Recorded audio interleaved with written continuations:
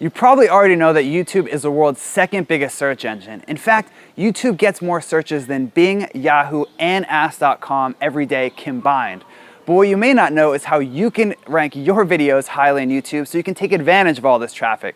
I'm Brian Dean, the founder of Backlinko, the place where marketers turn for high rankings and more traffic. And in this video, you're in for a treat because I'm going to show you my exact step-by-step game plan for ranking videos in YouTube. Let's jump right in.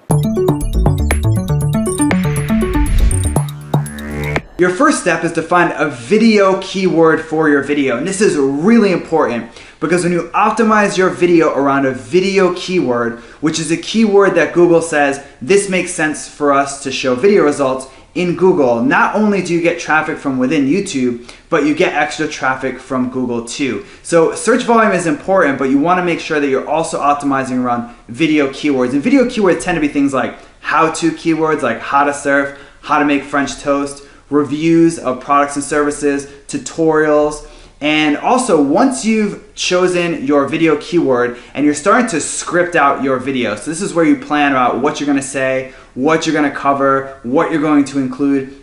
Just make sure that you plan out a long video because in general, longer videos rank better in YouTube and in Google. So just to test this out, go to YouTube and put in any competitive keyword and you'll notice that most of the top 5 results are videos that are 5 minutes longer and sometimes up to an hour if they tend to be more tutorial based keywords. So make sure that your video is at least 5 minutes when you make it.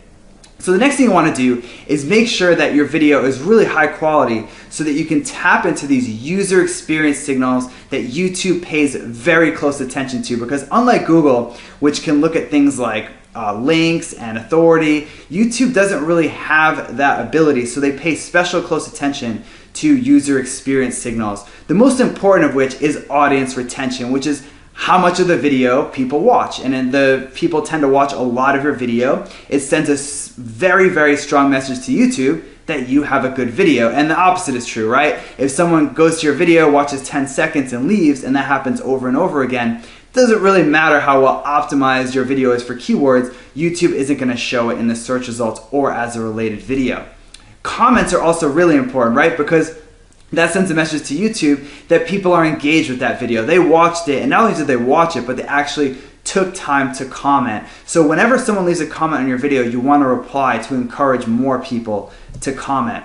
The next thing is subscribe, which is really important user experience signal, because when someone watches a video and they say, wow, that was so good, I want to subscribe to this person's channel, that tells YouTube this was a great video. Also, shares have some influence on YouTube rankings, which is basically how many people share your video on social media from within YouTube. Also, if people favorite or add your video to a watch later list, again, sends a message that this is an interesting video to that person, and if enough people do it, it tells YouTube that this is a quality video. And obviously, thumbs up and thumbs down are self-explanatory. You want more thumbs up and less thumbs down.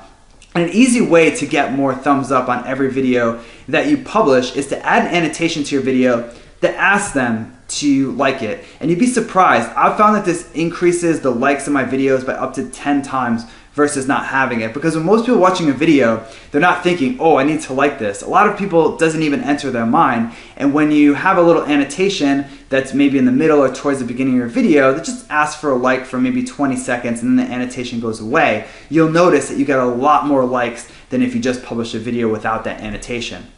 And you can actually check most of the user experience signals that I just covered in your YouTube analytics. And one of the reasons that they show you this is so you can see where you're at and try to improve upon them. And you'll notice as your analytics improve, your YouTube rankings will improve and your Google rankings will improve for your YouTube videos.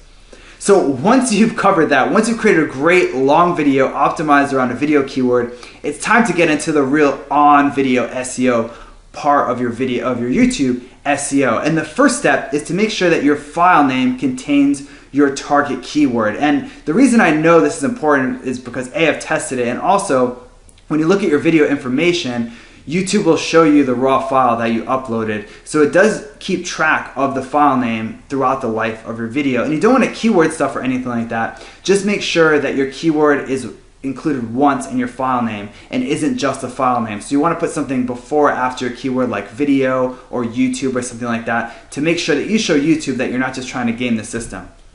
You also want to start your video title off with your target keyword. So you don't just want to put it anywhere in your title. YouTube puts more emphasis on the beginning of your video title. So make sure that you either start the title off with your keyword or put it towards the beginning.